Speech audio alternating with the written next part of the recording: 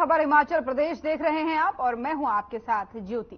Bharatiya Janata party के राष्ट्रीय अध्यक्ष जगत प्रकाश नड्डा का बिलासपुर पहुंचने पर भव्य स्वागत और अभिनंदन हुआ। आपको बता दें कि इस अभिनंदन कार्यक्रम में राष्ट्रीय अध्यक्ष जेपी नड्डा के साथ ही नेता प्रतिपक्ष जयराम ठाकुर, केंद्रीय मंत्री अनुराग ठाकुर, बीजेपी प्रदेश अध्यक्ष डॉक्टर राजीव बिंदल समेत तमाम नेतागण मौजूद रहे। वहीं बीजेपी के राष्ट्रीय अध्यक्ष जगत प्रकाश नड्डा ने कहा कि राजनीति की संस्कृति बदल गई है। झूठ बोलकर वोट अब नहीं मिलता और झूठ बोलकर वोट नहीं मिलता, काम करके ही अब वोट मिलता है। प्रधानमंत्री नरेंद्र मोदी ने जो कहा है वो करके दिखाया है। और साथ ही उन्होंने कहा कि आज की राजनीति रिपोर्ट कार्ड की राजनीति है। जो रिपोर्ट कार्ड रखेगा वही जीत हासिल करेगा।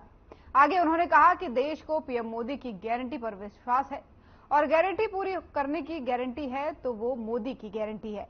साथ ही उन्होंने कहा कि आपदा किसने बंदरबाट मत करो, आपदा ये नहीं देखती कि कौन कहां है। आगे उन्होंने कहा कि जनता से अपील की है, इस बार फिर से लोकसभा चुनाव में एक बार फिर से चौका लगाएंगे और हिमाचल प्रदेश की चारों सीटों को जीतेंगे।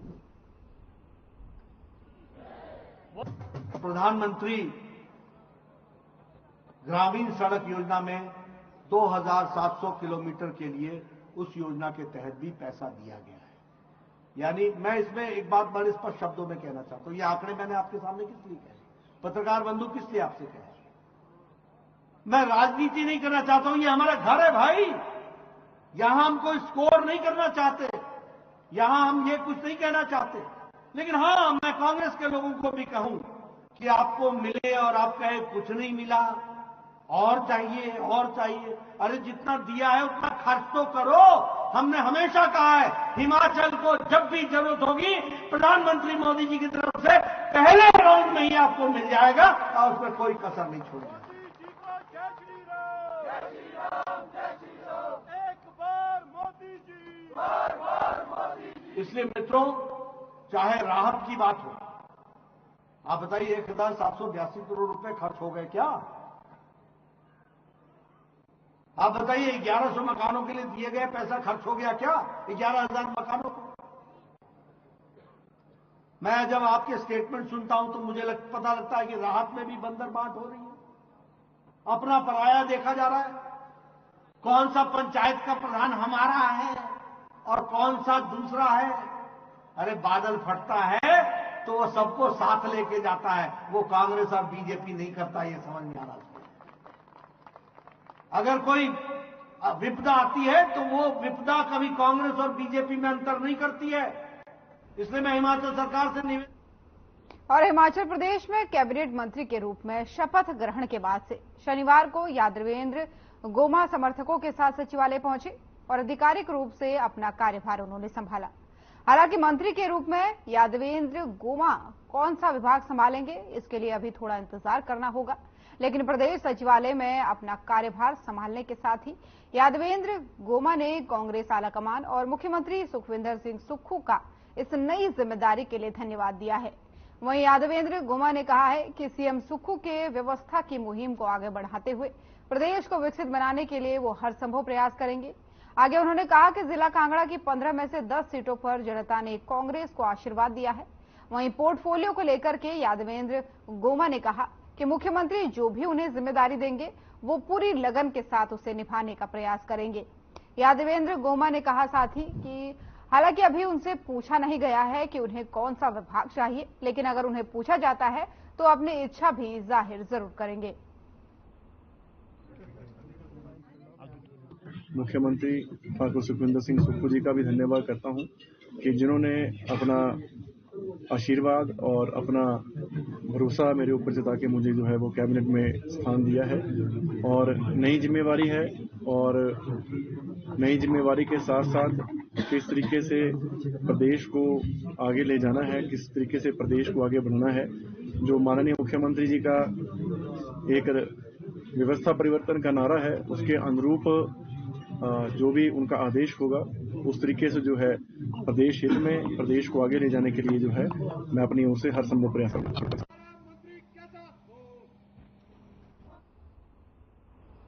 और हिमाचल प्रदेश में भांग की खेती को लीगल करने की कवायद तेज हो गई है। इसके लिए राज्य सरकार की तरफ से गठित विधायकों की एक टीम उन क्षेत्रों का दौरा भी कर चुकी है और अब बागवानी मंत्री जगत सिंह नेगी ने इनके नेतृत्व में इसको लेकर के इंटरनल मीटिंग की गई है। जगत नेगी ने बताया है कि प्रयास किया जाएगा कि सभी पहलुओं को देखने के बाद ही आगामी सीजन में भांग की खेती को लीगल करने के प्रयास किए जाएंगे। वहीं उन्होंने बताया कि भांग की खेती को लीगल करने को लेकर के इंटरनल बैठक हो चुकी है और इसको लेकर के विधानसभा में बनाई गई कमेटी ने पहले ही रिपोर्ट सरकार को सौंप दी है। भांग की खेती को लेकर एसओपी को लेकर चर्चा भी की गई है।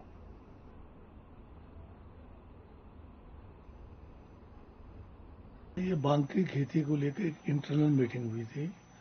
इससे पहले हमने विधानसभा में जो कमेटी गठित हुई थी उसकी रिपोर्ट हमने जो है सरकार को जो है विधानसभा के मार्फत भेजा है, जिसमें हमने रिकमेंड किया कि भांग की खेती को जो है इंडस्ट्रियल और जो है मेडिसिनल पर्पस के लिए जो है किया जा सकता है और लोगों की आय में वृद्धि भी हो सकती है इससे।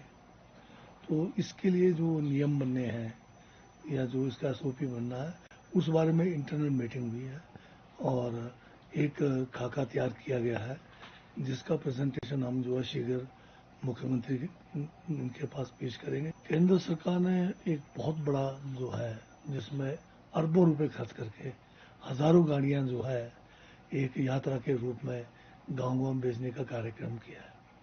इस कार्यक्रम का हम लोग कोई विरोध नहीं कर रहे, पर जो धन की बर्बादी हो रही है इसमें अरबों रुपए खर्च हो रहे हैं और इसमें मैन पावर को भी आप लगाएंगे वो भी जो है अरबों के हिसाब से जाएगा। परंतु दिखाना क्या चाहते हैं हमारा जो है ये एसआईटी को लेकर। सिरमौर में उद्योग मंत्री हर्षवर्धन चौहान ने कहा कि केंद्र सरकार की तरफ से ट्रांसगिरी क्षेत्र में हाटी समुदाय को अनुसूचित जनजाति का दर्जा देने के संबंध में अधिसूचना जारी कर दी गई है, लेकिन उन्होंने कहा कि इस अधिसूचना में अस्पष्टता के चलते प्रदेश सरकार ने केंद्र से स्पष्टीकरण मांगा है। केंद्र की तरफ से संपूर्ण हाटी समुदाय को अनुसूचित जनजाति का दर्जा दिया गया है, जिसमें अनुसूचित जाति, अन्य पिछड़ा वर्ग और अन्य वर्ग भी शामिल हैं। उन्होंने आगे कहा कि कुछ वर्ग ऐसे हैं जो पूर्व में चली आ रही व्यवस्था का हिस्सा बनकर रहना चाहते हैं। इसके बावजूद केंद्र सरकार की अधिसूचना में सभी को अनुसूचित जनजाति के दायरे में लाया गया है। आप जो 17 में कांग्रेस की सरकार हिमाचल में नहीं थी, दिल्ली में भाजपा जनता पार्टी की सरकार थी और मैं सबका सहयोग रहा है। आज हाटी समिति के जो लोग हैं उनका भी सहयोग रहा है। मैं इस मन से कहता हूं, जो अब मान लो कहा ओपनिंग किसी ने की, मिडिल ऑर्डर में कोई आया। और वहीं धर्मशाला में पूर्व विधानसभा अध्यक्ष और सुलह के विधायक विपिन परमार ने पत्रकारों से वार्ता की और इस दौरान उन्होंने कहा कि कांग्रेस सरकार मित्रों की सरकार है, जिसे आम जनता से कोई लेना देना नहीं है। उन्होंने कहा कि आपदा के दौरान केंद्र की मोदी सरकार ने 2000 करोड़ दिया, जिसमें आपदा राहत कोष में 673 करोड़ रुपए बीजेपी विधायक निधि और सांसद निधि का पैसा दिया। ऐसा लक्ष्य में जमा करवाया गया जो केंद्र सरकार की ओर से हिमाचल प्रदेश को प्राकृतिक आपदा के बाद यहां पर चाहे विकास का मामला हो, चाहे पुनर्वास का मामला हो या राष्ट्रीय आपदा प्रतिक्रिया कोष में पैसा भेजने की से मैं यहां पर करना चाहता हूं। जुलाई और अगस्त के महीने में भारी बरसात आई और यहां पर भूस्खलन हुए। शिमला में एचआरटीसी पेंशनर ने अपनी मांगों को लेकर के सरकार के खिलाफ मोर्चा खोल दिया है। आपको बता दें कि लंबे समय से पेंशनर के भत्ते और अन्य देनदारियों का भुगतान नहीं हुआ है और अब पेंशनर संगठन ने अब आर पार की लड़ाई का ऐलान कर दिया है।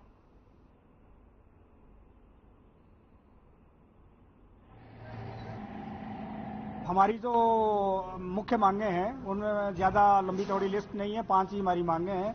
एक मांग हमारी पहली ये है कि हमारा जो पेंशन है उसका जो है स्थायी समाधान किया जाए, ताकि ये सुनिश्चित हो कि हर महीने की पहली तारीख को जो हमारी पेंशन मिल जाए। दूसरी हमारी डिमांड है कि हमारे बड़े लंबे समय से जो है वो भिन्न भिन्न प्रकार के एरियर जो है वो पेंडिंग है, उन एरियरों का जो है वो एक मुश्त नहीं तो कम से कम फेज्ड मैनर में उनका जो है वो भुगतान एक सुनिश्चित किया जाए। अदरवाइज अभी तक जो है वो आगे पहाड़ जो है वो खड़ा हो रहा है, मटेरियलाइज नहीं हो रहा है, पीछे का पहाड़ जो है वो खड़ा है, तो एक अक्यूमुलेशन जो है बढ़ रही है। तीसरी डिमांड हमारी है कि 65, 70 और 75 वर्ष की आयु पूरी करने के बाद जो पेंशनर्स को स्टेट गवर्नमेंट एम्प्लॉय। और वहीं नारकंडा में साहसिक खेलों और पर्यटन को बढ़ावा देने के लिए पर्यटन स्थल एक आइस स्केटिंग रिंग बनाने जा रहा है, जिसकी आधारशिला शुक्रवार को ठियोग के विधायक कुलदीप राठौर ने रखी। ये रिंग अंतर्राष्ट्रीय मानकों पर तैयार की जाएगी। साथ ही आपको बता दें कि यहां पर अंतर्राष्ट्रीय स्तर की प्रतियोगिता करवाई जा सके और बता दें कि इस रिंग पर करीब 1 करोड़ रुपए खर्च किए जाएंगे। रिंग को बनाने का जिम्मा मोहाली स्थित एक निजी कंसल्टेंसी फर्म को दिया गया है और इस रिंग को बनाने का वादा विधायक बनने से पहले कुलदीप राठौर ने किया था और अब इसका कार्य शुरू किया जा रहा है।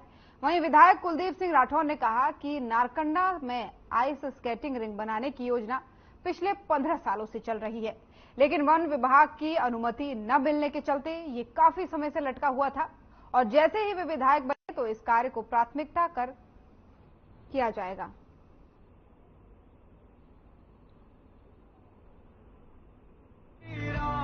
लगभग 15 वर्ष पूर्व जब श्रीमती विद्या स्टोक्स जी यहाँ से विधायक थी, उस वक्त उन्होंने इसकी शुरुआत की थी, लेकिन पिछले 15 वर्ष से ये काम हो नहीं पाया क्योंकि फॉरेस्ट की जो क्लियरेंस है वो नहीं हो पाई। मैंने विधायक बनने के बाद 1 महीने के अंदर अंदर जो हमारे वन अधिकारी हैं उनके साथ बैठकर, एडमिनिस्ट्रेशन के साथ बैठकर जो है फॉरेस्ट जो क्लियरेंस है वो ली और आज मुझे खुशी है कि आज मैंने इसका शिलान्यास किया है। आने वाले समय में हमारे इस क्षेत्र के लिए टूरिज्म को बढ़ावा देने के लिए एक मील का पत्थर। खबर हिमाचल प्रदेश देख रहे थे आप। हिमाचल प्रदेश की खबरों में फिलहाल इतना ही। नमस्कार।